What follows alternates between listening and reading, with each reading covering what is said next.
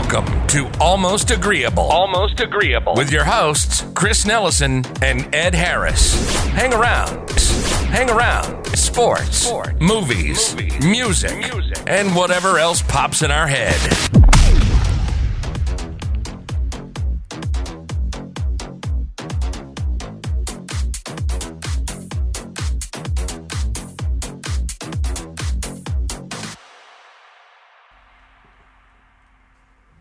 Hey, and welcome back to another episode of Almost Agreeable. I'm one of your hosts, Ed Harris. And I'm Christopher. And he's Christopher. So today we have another media episode, and we're going to be going in depth on Game of Thrones. Strictly Game of Thrones today. You're in for a real treat. Yeah, I would say that, we'll get into eventually the bad ending, but we're also going to talk about the good stuff. Because there was so much of it. So much. I think last week we talked about how, a great of a show it was just without, even thinking, even still with that terrible ending. Still a great series, still one of the top 5 of all time on, I think, both our lists. It was really iconic. And this is what we kind of talked about last week, that it really breathed life back into HBO and brought them all of these other shows. But the first couple seasons weren't really, critically acclaimed. They weren't really received too well or rated too high. I remember it not being as popular, in the infancy of the series, I would say, because I didn't hear about it until, season 4 was finishing up. Yeah. And it wasn't, all over everyone's Facebook, or it wasn't, one of those things where everyone's like, did you watch Game of Thrones this week? Did you watch Game? It was still kind of quiet. Yeah. Now, I still knew people that watched it, but from what I heard, just without the hype, was that it was just a fantasy show with some dragons. That is what it was off-putting for a lot of people at first. Mm-hmm. It was just okay, yeah, it's set in medieval time frames. We have these kings and queens and lords and ladies, and there's dragons? Yeah. Okay. But going through and watching that first season, the dragons don't mean anything. No, you don't see the dragons until the last 2 minutes of the final episode. The dragons don't mean anything until the very end. You just see Khaleesi just obsessing over these eggs, and maybe you have an inkling, if you haven't read the books and you're just following along with the you're actually watching along, you're okay, I mean maybe these eggs do something, but you don't see anything that is really out there, anything mystical, magical. It's just kind of these mind games that are playing between these different areas. We have the North, it's almost half of Westeros. It's massive, completely massive, run by these cold, hard, by the book people who are just these hardened people. And then we have King's Landing and the Lannisters, who are more so just the elegance and the flair of it all. And right, and right away you can pick sides already. Yeah. You already know, okay, I don't Easily. fucking like these guys. I'm House Stark already. Episode 1, I wanted, before we went too deep into the first season, I wanted to say, the opening of the pilot episode, you introduced to, I guess at the time we thought was the main villain of the story, right? White Walkers. Yeah.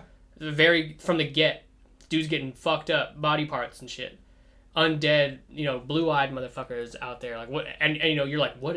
And you're what is that? And Ned is just nah. Yeah. You deserted. You dead. Yeah, I'm cutting your head off. And then so you open with that, and then you kind of forget about that. Exactly. That's what I'm saying. It's just all this magical thing that it turns into. You're just oh no, this is just people vying for power. Yes. Because, the show is called A Game of Thrones, right? You win or you die. And so, in the first season, being off-put by hearing about dragons or these White Walkers, which people associate with, zombies, it's not as prevalent in Season 1. Season 1 is all political maneuvering. Yeah. And some of the best writing is in Seasons 1, 2, and 3 while all that's happening. Just some great dialogue. Mm-hmm. Between characters that, you love or love to hate. Yeah. I think for the first few seasons you're Littlefinger, this little fucking rat, this son of a bitch, but he's so crafty. He's fucking cunning, dude. He's cunning, and you're you're just always on the edge seat. You're what is he planning? Why is he planning it? Like, what is going to happen? You know he has a plan, and then you have like the other side of that coin with Varys, who, as far as you know through the first few seasons, you don't know what his motivations are. That guy, the Master of Whispers, he's even more cryptic than Peter Baelish, because you know he's cunning. You know Littlefinger is just plotting. He's planning something. Varys, it just looks kind of like he's working, but things are also behind the scenes. Like, he's the most cryptic. Was one of my favorite characters in the first couple seasons.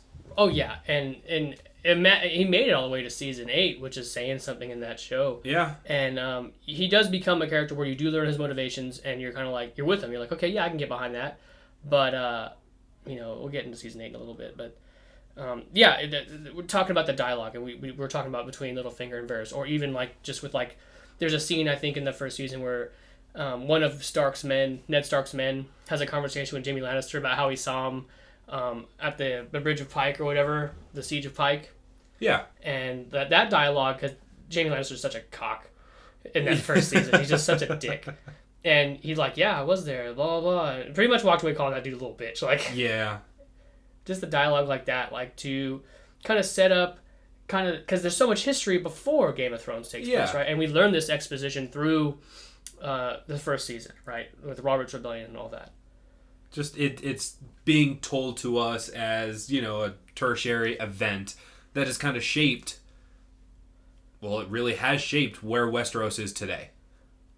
Yeah, and Westeros today is if you don't know, like, obviously being into the show, you probably like have read, articles or whatever about how it was, how George R. R. Martin explained it in his books, like with the reign of the Targaryens before Robert's Rebellion. And you really kind of do have to pay attention during these seasons to understand like the hatred that is there for the Targaryens.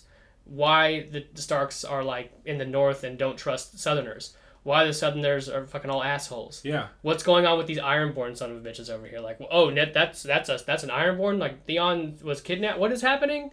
And it sets the playing field for all these different motivations because there's so many characters. That's another aspect of the show that is wild. So many characters. You can lose track. You absolutely can lose track, and it's definitely like that in the books as well. You just know, like, I'll be weaving in and out of just some of the book things, not too much, because the last time I read the full series was in 2014, 2 years after he came out with the last book. So hopefully we get the next 2 books before he dies.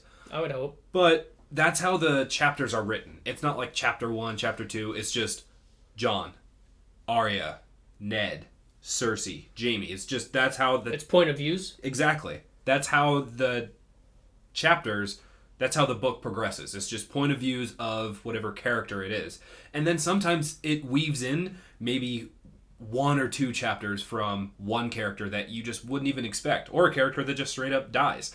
So there's no way to make it completely true to the books because there's all these different characters, different avenues that you could go.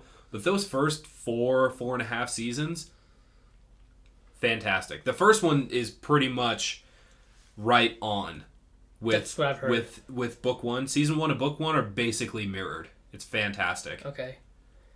And it's, I guess, and that's another complaint I hear about people that like don't watch the show is like, so it's such an ensemble cast. And that's almost as off-putting as these fantastical character or creatures or, whatever we have on the show. But I would say that's the opposite of that. Like, having so many characters gives you so many points of view, so many different motivations. Like, the country, Westeros is war-torn, even so many years removed from Robert's Rebellion. Yeah. So, like, there's still bitterness in, all the, the 7 Kingdoms? Yeah. So much. I mean, it's ingrained into the people. Yeah, especially in Dorne. Oh, yeah. Dorne got did dirty. And there's just a whole history of... It's just expansive, okay? That's one of the things that really draws you into this entire universe, is that it's so expansive. There's an actual history that spans thousands of years. There's different full languages that are spoken, that are created for this entire saga.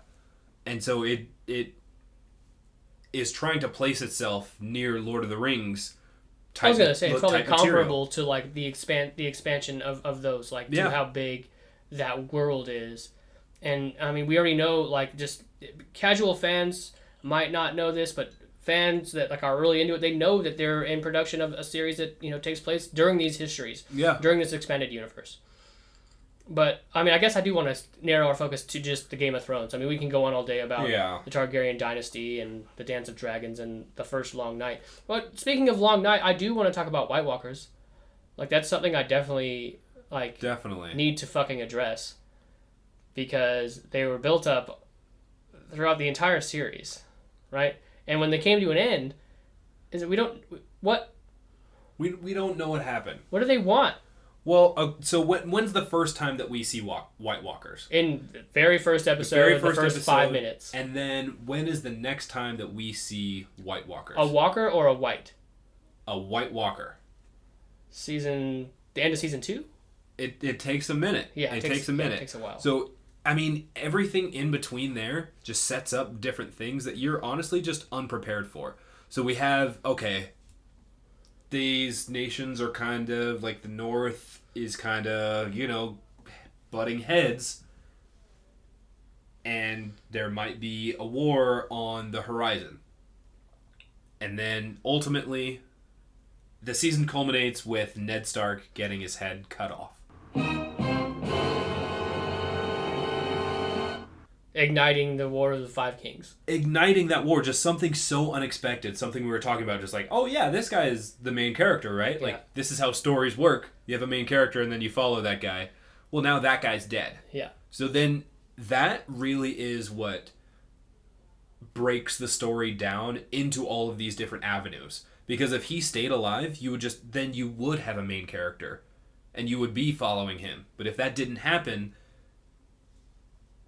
because that happened, now you're looking at all these different avenues. You're looking at the Lannisters. You're looking at Robb Stark and what they're building up to. Right. And, like, the Baratheons, like Renly and Stannis. Exactly. So once we get into season 2, it's kind of, people are warring.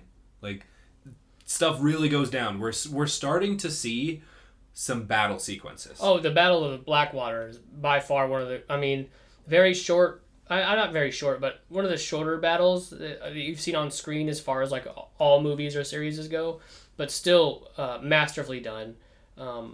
The effect and coming away from that just being like, and this is on TV too, like, this isn't a movie, you know, where you have these extreme, extravagant budgets, okay? And they were able to pull this off. Like, I'll never forget that my first, like, reaction to the wildfire blowing up in the bay, blowing up Stannis' fucking fleet. Man. That shit was nuts. That was wild. Like, seeing, like you said, they didn't have the budget of all these blockbuster movies. It's just them using what they have, getting everything together. You know, and everything that's led up to this Battle of the Blackwater. We had 5 different kings who are vying for the crown. Right. We have little shithead Joffrey. We got Renly, Stannis, Robb, and... Oh, the Greyjoys? And the Greyjoys. Yeah. Who nobody is like, oh, okay, yeah, we're going to crush the Greyjoys again. Yeah, no one's worried about. Nobody's worried about the Greyjoys. No. There's like, you can stay on your islands, you can have the coast. Yeah. That's it. Yeah, okay, yeah, chill. Until Dickhead came and took Winterfell. Until Theon comes in and just really dicks it. Do you feel like, talking about Theon, do you feel like you were satisfied with his arc? No. No, you weren't. No. Why not? I'm not satisfied with anybody's arc. That's where I'm at. Oh, okay. So let me put it this way. But so for a satisfying arc, in the way that his character is portrayed, he gets taken in by the Stark family. I mean, on purpose. He becomes a ward. Right. And he's raised with the Northmen's ways, not quite the same as Pike. So when he does go back to Pike, they're just like, who are you? Like, nobody cares. Yeah, they don't respect him. So he has this chip on his shoulder.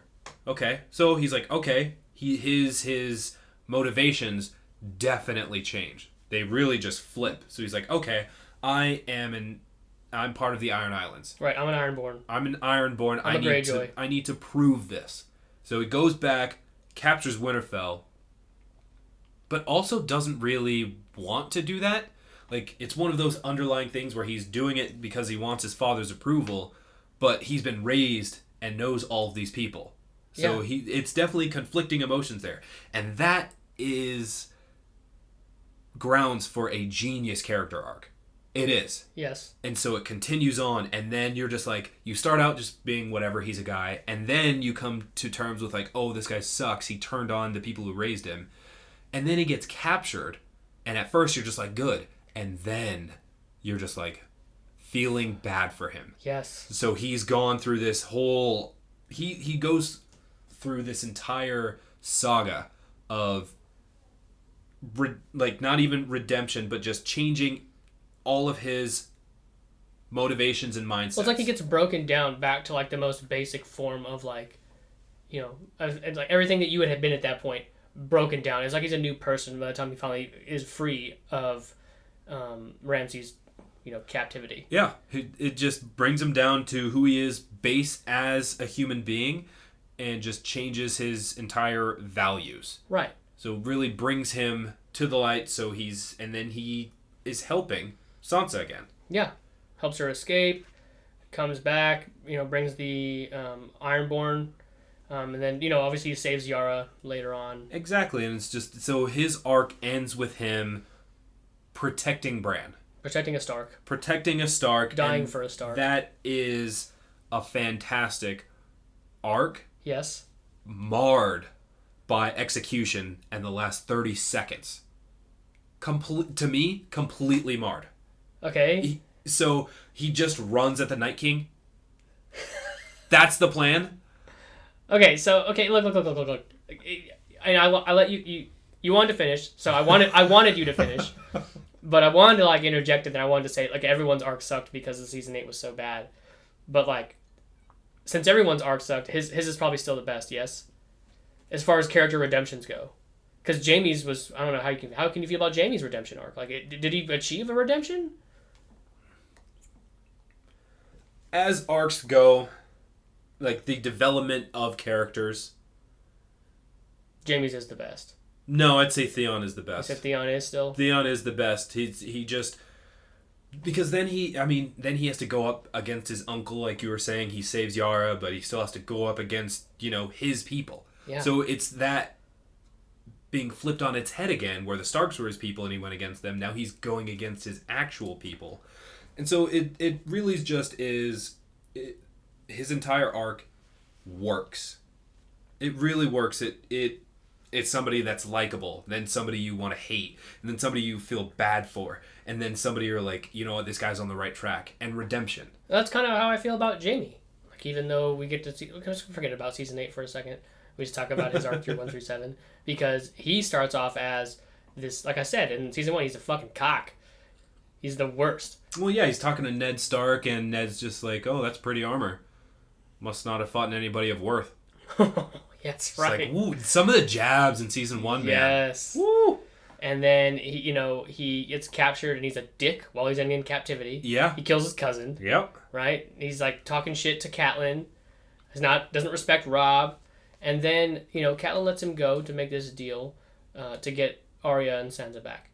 So, on his journey down there is when, he hits rock bottom, essentially. He gets his sword fighting hand cut off.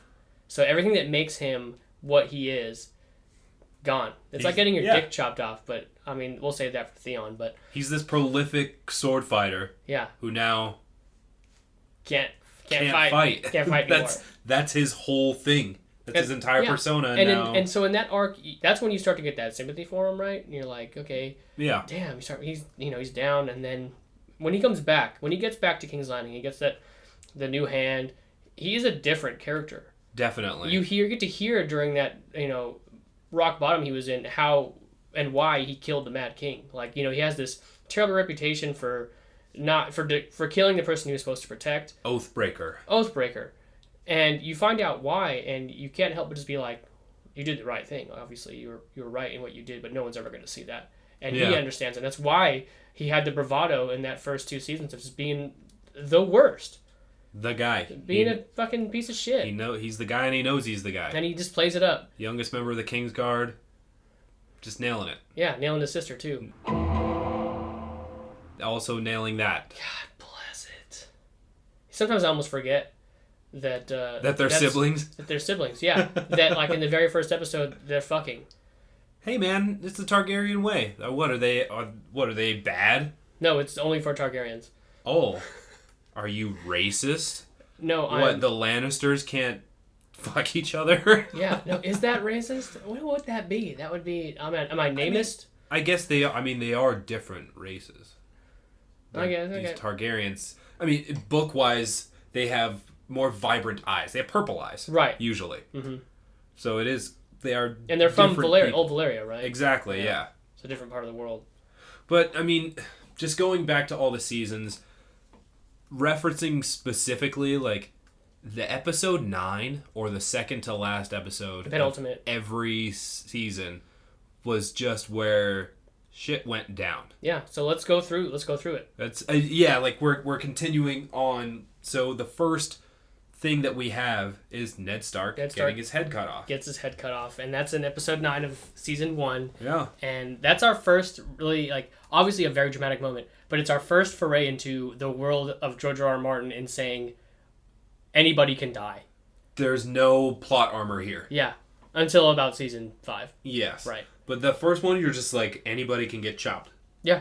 It's a free-for-all, just like, oh, there's zero safety. Yeah. It just kind of grounds you. Like, it brings you to reality. Like, this is the story you've always wanted to be told, but didn't know you wanted to be told. Exactly. Right? You're just like, I didn't know I needed this drama in my life. Mm-hmm. So that season 1. Season 2 is, what's the penultimate in that one? Season 2 is the Battle of the Blackwater. Okay, that's what I thought. Oh my god. Because you think Tyrion's dead at the end of the episode almost. Yep. You think he's dead, like, that's it. And Tywin rides in and saves the day. Yeah. His horse takes a shit right there in the throne room. Cersei is ready to kill her children. Tom is sitting in her lap. Tom is right there, and she's ready to kill him and herself with poison. And just telling these stories about lions and just trying to make everybody feel safe, but knowing like, okay, we are probably going to die. And let's not forget the whole time leading up to that, she's just drunk as fuck in like the bunker. Yeah, she's super drunk. Being a bitch. Being obnoxious, and Sansa's like, okay, let's have everybody else do something else. Yeah, you guys want to sing a song? Yeah, let's make it nice. We're not going to die. Yeah. And I mean, after that is when... Like, we already know we're having these wars, okay? So, the Battle of the Five Kings is kind of over, but we still have Robb. Because Stannis has to leave and try to regroup, and and Renly's already dead at this point. So, we've really no one cares about the Greyjoys. Yeah, we've eliminated some of these heavy hitters, and it's more clear-cut, like, who's actually in contention. Right, it's north and south. Yeah. And most of the third season is just about the movements of some of these armies. Like back when it took, like, a whole season to move across the continent? Exactly. Right. Okay. just wanted to put that. So, I mean, this is a season when Robb's moving around and maneuvering, and we're seeing some different characters come into play, like Ramsay. And, like, at that point, you don't know a whole lot about Ramsay. You just know that he's the bastard son of Roose Bolton. That's it. That's it. You don't know that he's a psycho yet. He's Woof. And it's and everything we're talking about right here, we're talking about the third season, and coming up to episode 9 on the third season is one of the most infamous episodes in TV history. Yeah, the Red Wedding. The Red Wedding. Officially called the Reigns of Castamere. Yes. But it is yikes. That really throws people through a loop. And it's if you're going back and watching it, you can just sense that something is off. Yeah, and here's the thing. I had no idea the first time I watched it. And the shitty part is like, even after Ned Stark, I was like, oh, okay, Ned Stark died because he had to, because his son Robb, he is now like, he had to die because he had to step into this role. I thought there was plot armor still. Yeah. I thought he was going to be all right. Robb Stark had to be for Ned Stark to go down. That meant Robb Stark could be lifted. Yes. Right? Yeah. Isn't that the way this works? Then he's the guy. No, he's not the guy. No, he's not the guy. He gets shot up. Bro. And then he gets his wolf's head sewn onto his head. Did him dirty. Did him so and dirty. Then, Catelyn dies, and as we're going through these, like, we've only gone through 3 seasons right here. We haven't even touched on Dany. Oh my god, that's right. Of course. The entire time all of this is going on in Westeros, we have the Dragon Queen amassing really power, cementing slowly. herself. Yeah. Because in the finale of season 1, right, the dragons are born. Yeah. They're little, they're very small, but it's on. And then in season 2 picks up with Dany, and she's like gonna die in the desert in the wastelands, and she eventually finds a place to hole up, and she amasses power there. She moves on, and she starts taking out the slaving colonies. Yeah. And end of season 2, her being in Karth is just taking over, like learning, like, I can be that bitch. Yeah, it's not long before she gets the Unsullied. Right, that's in season 3, I think. Yep, that is where she gets the Unsullied. So it's after she imprisons that Zoran Doxos. Yep. He imprisons him in his own vault. And then with the traitor girl that was with her the whole time. Yeah. She was hot. She was fine. She was banging. And imprisons them, and then realizes, you're just like, oh, Daenerys Stormborn is not here to play. Yeah, the mother of She's dragons. here to win. Yeah. And so she has her dragons, and yeah, like you said in season 3, then she gets the Unsullied. The Unsullied, and really starts her army. Makes her way up to Marine, and eventually the Second Sons join her. Yeah. And it's wild because we just went through all that's happening in Westeros and didn't even mention one of the main characters. Yep. It just goes to show you this. There's so many moving parts. You really have to, kind of pay attention or you're going to get lost. But it's worth it. It is. It is. It's just a very extensive story. And following all these threads to all of these ends is daunting at first if you're just looking at it. But going through and watching it is just like, it makes sense. It looks good. It feels good to watch. Right. And we haven't even talked about Jon Snow either. Yep.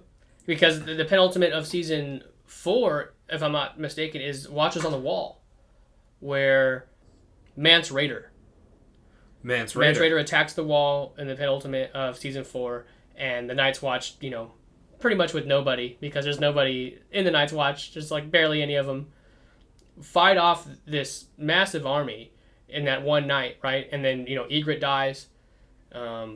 They kill that giant in the tunnel under the wall. Yeah. That was a wild battle scene episode as well. Now it's a crazy battle scene, and like that's how some of the books are. Well, so books 4 and 5, that's kind of how they're structured. How we've been talking is Westeros was one book. It was A Feast for Crows, and it kind of went over the stories of Jaime, Cersei, everybody who was really in Westeros, Brienne, and most people kind of regard that as the more boring one because A Dance of Dragons happens almost concurrently. It extends a little bit farther than A Feast for Crows, but it's happening basically the same time, and then you're following all these characters in Essos and in the north, and so really everywhere that's not central Westeros. So it's a little bit more engaging, a little bit more exciting than the Westeros that we've been hearing about for a couple books. Mm-hmm. And that's just how we talked about it. We talked about mainland Westeros, then went over to Essos, now talking about Jon at the Wall. Like all of these, I would say those are the 3 main stories, right? Until they all kind of clash together. And they're forced to finally clash together because of a villain from season 1, from the first 5 minutes. Exactly. And I mean, you say the Watchers on the Wall, but the episode before that is The Mountain and the Viper. Oh my god, that's right, because I think Watchers on the Wall is the finale. No, it is. It's episode 9. Oh, it is. It is. So episode 8 is The Mountain and the Viper? Yes. Oh my god. One of the most beloved characters in Game of Thrones, who's only in it for 8 episodes. Oberyn Martell is the Mandalorian. He is the Mandalorian. he is the Mandalorian, and he is just... When I read that scene, it was, immaculate. I loved the way that everything was described, the movements of Oberyn Martell, just the pure strength of the mountain. It was so engaging. What they did on screen matched and even surpassed what I thought, like what I envisioned in my head. That fight was absolutely perfect. So good. I mean, you just had... I mean, because you had a feeling going in that Oberyn could win this fight. With his confidence, he's like drinking wine before the fight. Tyrion's all worried, like, should you really be drinking before a fight? And he's like, yes. He's like, shut the fuck up. Yeah, I'm going to be drinking before a fight. And he literally, he's playing with the mountain for most of that fight. Most of it, yeah. I mean, then it's that playing that gets him killed. Yeah, he has poison on the tip of his spear. He's just messing around. He just wants the mountain to admit it. Admit it. Admit what you did. Yeah. Or I'm going to keep stabbing you, keep cutting you. And then he did. And then he got squished. Yeah, can we not relive it? He got squished. Bro. That was so gruesome. Like, his teeth went everywhere. Like, his brains. Ilaria Sand is over there just screaming. We have Ilaria Sand just... That actress is just great, number one. Hey, she's in Luther. Of course you say that. She's also in some other stuff, and she's really good. But number two, that scream of just pure agony. Oh my god. It's like you would have thought her head was getting squished. Exactly. Elia Martell. I killed her children. Then I raped her. Then I smashed her head in like this.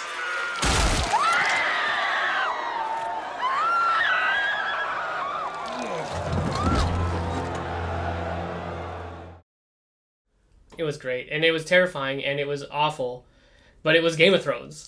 That's Game of Thrones. It was so Game of Thrones. That's so Game of Thrones, and oh man, it's just fantastic. Okay, so then, well, I mean, we're not even done with season 4 yet. Joffrey dies. Hey, So finally some good news. We have so many pivotal moments in season 4. In just the first 4 seasons. The first 4 but seasons. Season 4 alone, you're right. Yeah, so many big things happen. I mean, Joffrey dies. You know, Tyrion goes on trial. And eventually gets convicted of killing the king. Yeah. So he's going to be killed. Like, that whole Mountain versus the Viper was his trial by combat. And then he kills Tywin. And that's what I said earlier is like, I think that's what one of the things that changes the scope of Westeros so much is not having that firm hand guiding the Lannisters. Because that's what they've had for, I mean, I don't know how old Tywin was, maybe 60? Maybe mid-60s, but he's been the one that's been guiding that family for so long. Pulling the strings of every king in Westeros for his entire career.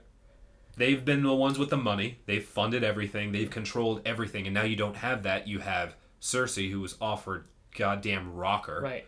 And Jaime, who is having a revelation. Right. He's going through almost an epiphany like that. Like, he's just going through changes. Like, he's going through a transitional period. He can't be Tywin. He's not Tywin. If anyone's the most like Tywin, it's Tyrion. It's Tyrion. He's cunning. Yeah. He's smart. Yeah.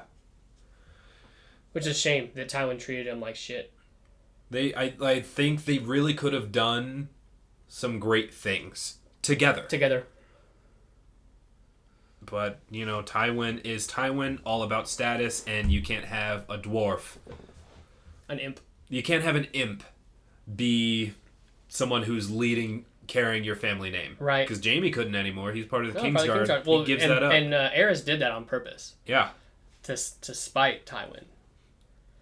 So, God, season 4. I mean, and I'm trying to think about what the penultimate episode is in season 5, because I know in season 8 is Hardhome. Or episode 8 is Hardhome in season 5. And then, is episode 9 a Marine thing in the penultimate episode? Episode 9. The fighting pits in Marine. That's what I was thinking when she just dips out. On Drogon. Yeah. Yeah. Because Drogon had been gone for a little bit. Yeah, he dipped out. Eating goats and shit. And little girls. So yeah, we have the penultimate episode in season 5. We have the Dance of Dragons. It's just Drogon has been missing for a bit. Right, and this whole time Jorah's been trying to get back to Daenerys. Yeah. And it all culminates in the fighting pits, right? Because now Tyrion is her hand. Yeah. Or not her hand. He's not her hand yet. But he shows up and is taking care of business. Yeah. He's her right-hand man, but not the hand. Right. He's advising her. Yeah. And she's so, and then I get back to Jorah trying to get back to her. Like, he brings her Tyrion, and she's still like, cool, I'll take him, but you still fuck off. Cool. I don't want to talk to you ever again. Yeah. And he still comes back and saves her life at the fighting pits, because that whole season in Meereen is about the Sons of the Harpy, right? Trying to overthrow Daenerys because she's a foreign ruler coming in to free all the slaves. So she's gonna die for sure. And then Drogon just comes in. And that CGI is not bad. It's not bad. She hops on a Drogon, they dip out of there, and season 5 is where... The end of season 5 is pretty much online with book 5. That's kind of where it ends off. Daenerys takes off on Drogon, and Jon Snow dies. That's kind of where the books leave off. Let me just hit you with this. Did Jorah deserve all that sass? No. Are you sure? Yes. Dude's a creepy old man who's just being like, okay, look, like, yeah, he was sent over there to kill her, but then he's like, yo, I love you. like, hey, like, I'm here for you. I saved you. I mean, a lot of people don't know that, like, what, in the book she's 14 or something? Yeah. Okay. I mean, they change it for that, but even in the show context, it's like Sir Friendzone himself has got to chill. Okay, yes, yeah, no, okay, he deserved the sass, but, like, when he brought Tyrion back, maybe, ease up a little bit. Don't send this motherfucker back out again. Like, and then when you find out he's dying, like, mandate him to go get a cure and shit. Like, make up your mind. Nah, man, she made it up. Dude's hounding. He was a very pitiful character. Yeah, just a sympathetic character. I just feel bad for him most of the time. Because, yeah, he's a creep, but, he was a good man. I mean, he ultimately died protecting her, which is what he probably wanted. Wasn't a bad guy. No, you know what death got me super tough that, like, we kind of just didn't even mention is when Sir Barristan dies. Oh, man. The Sons of the Harpy get him. They did him dirty. I would have rather Grey Worm went than fucking Sir Barristan in that fight. Did him dirty. I mean, he leaves the Kingsguard and it's just like, even at my age now, I could cut down the three of you, no problem. Yeah, no, he's such a fucking boss. This guy is a baller and just gets cut down by these dudes with spears. Yeah, with masks. He's fucking... No chance. No shot. No way. No shot. No shot. No shot. So yeah, that fucked me up. Because he didn't even die on screen. Like, it just is implied in the next episode. Like, yeah, he died. There's his body. He died. Whoops. Uh-oh. It's going to give him a better death, at least. Yeah. I mean, he saved Grey Worm, but also, like, at that point, we're not as invested in Grey Worm as we would be in later seasons. Yeah. And just the fact that we've gone this entire time and also not talked about the person who becomes king at the end of this. Well, I feel like... It's just a testament to how many different avenues there are to take this.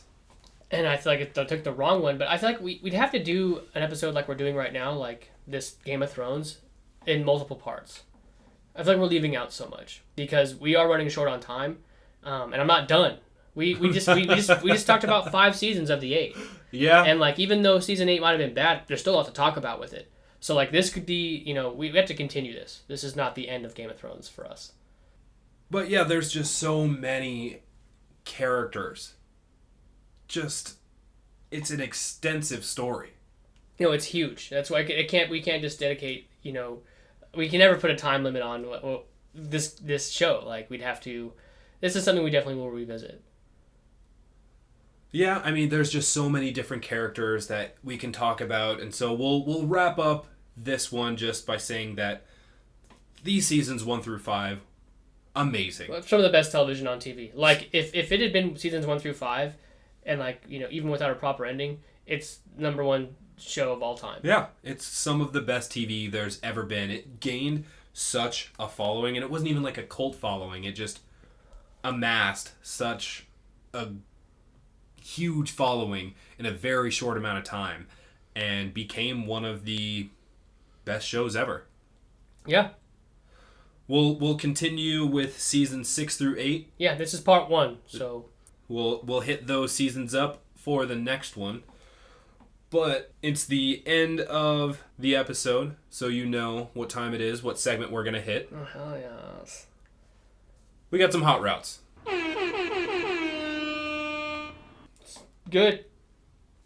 We got that fire flame, that hot route.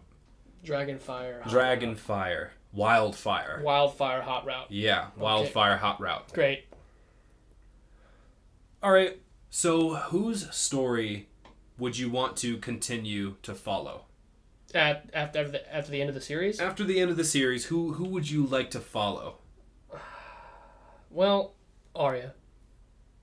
I mean, she leaves Westeros. Yeah. She goes west of Westeros. She said she was going, right? We'll see what's there. That's what I'm saying. Like, yeah, I'd like to see that, I guess. Like, because what else do we fucking have? I mean, we could see how Bran's rule, like how he actually rules.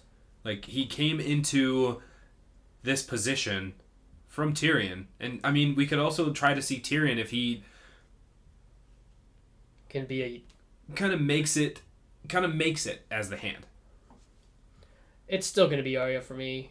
Just because, after all that, like, the person that she is and the skills that she has, like, the fighter that she is, I'd love to see her going on adventures and just be badass. She's like an assassin traveling by herself. Yeah, you could do almost like a anthology, just like the adventures of Arya, just as she's growing up. Right. And then, because there's a lot I would want to see if it wasn't with the endings we were left with. Yeah. Okay, so like with the endings we were left with, yes, it's Arya. I gotcha. All right, and I probably know the answer to this next hot route, but what is the most memorable moment, scene, good or bad, from the series?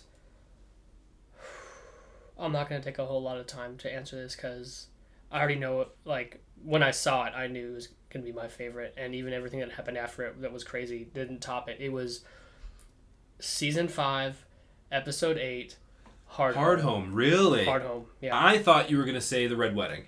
No, The Red Wedding is such... I mean, it's so infamous. It's so known.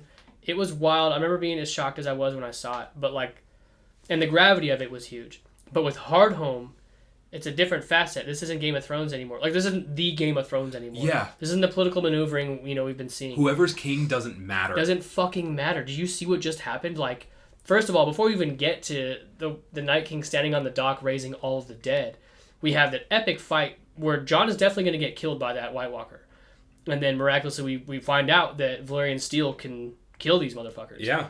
And he kills it, and he's on his... Like, he's pretty spent. Like, he's... he was about to get murked. He's pretty tired. And so he's already just, like, exhausted and beaten and bleeding, and then this happens, right? Night King comes and shows him, like, this is what I can do, motherfucker. Like, just raises everything you just did.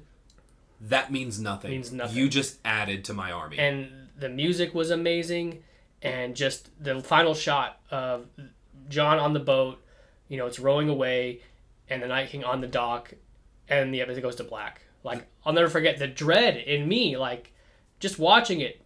The terror. The scope of everything changes. Yeah. So that's what it is for me. It's hard. Ooh, that's good. That's good. All right, and then we have our last hot route. Oh, man. I really liked that last one.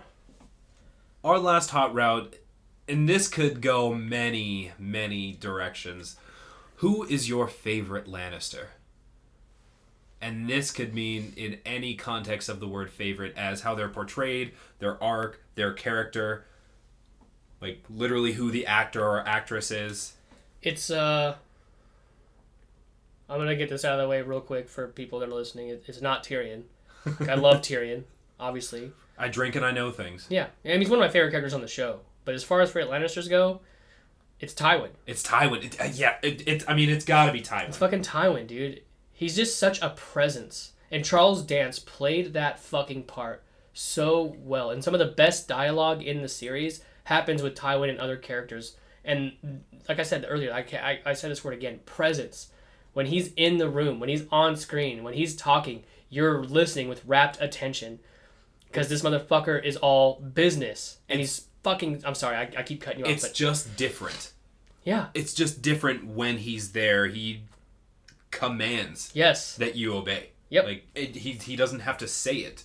It's implied.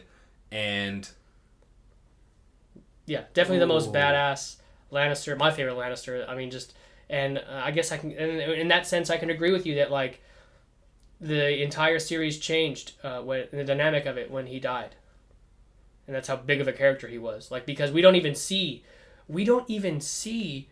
before Game of Thrones starts like his hand and everything. He's pulling the strings the whole time before that. Yeah. And so it's Tywin. It's Tywin. Very powerful character, very powerful stuff.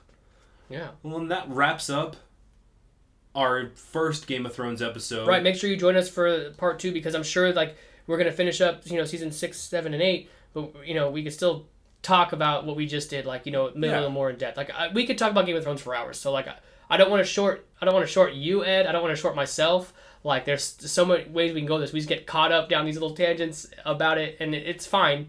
Because it's making me remember how great this show actually is. It was. It was fantastic. Like, on the edge of your seat, waiting for what's going to happen next. Like, especially watching it as it's going on. Like, you can't binge that.